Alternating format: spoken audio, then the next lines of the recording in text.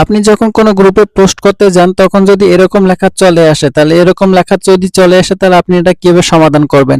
এটি সমাধান করতে হলে আপনাকে সরাসরি ফেসবুক অ্যাপে চলে আসতে হবে, এখান থেকে করতে পারবেন অথবা অফিসিয়াল অ্যাপ থেকে করতে পারবেন। তো আমি লাইট থেকে দেখাচ্ছি। ওকে, তো এখানে ক্লিক করার পরে থ্রি লাইনে ক্লিক করবেন। থ্রি লাইনে ক্লিক করার পরে নিচে দেখবেন যে হচ্ছে help and support, help and সাপোর্টে ক্লিক করবেন। তো তারপরে দেখতে পাবেন যে হচ্ছে রিপোর্টে প্রবলেম, তো রিপোর্টে প্রবলেমে ক্লিক করবেন। ঠিক আছে, তারপরে এখানে দেখতে পাবেন কন্টিনিউ, তো এখান থেকে কন্টিনিউ ক্লিক করবেন। তারপরে এখানে সর্বপ্রথমে দেখতে পাবেন যে ইনক্লুড ইন রিপোর্টে ক্লিক করবেন। তারপরে আপনার যদি প্রোফাইল হয়ে থাকে তাহলে প্রোফাইল সিলেক্ট করবেন, আর যদি আপনার পেজ হয়ে থাকে তাহলে নিচের দিকে দেখতে পারবেন হচ্ছে পেজ লেখা আছে, তো এখানে পেজ সিলেক্ট করবেন। যেহেতু আমার এটা প্রোফাইল, এই কারণে আমি এটা প্রোফাইল সিলেক্ট করলাম। ঠিক আছে, তো এটা এখন আমি প্রোফাইল সিলেক্ট করে দিলাম। ওকে, তারপরে এখানে অ্যাপ্লাই প্লাসে ক্লিক করে আপনার যে সমস্যাটা হচ্ছে সেই সমস্যাটা স্ক্রিনশট নেবেন।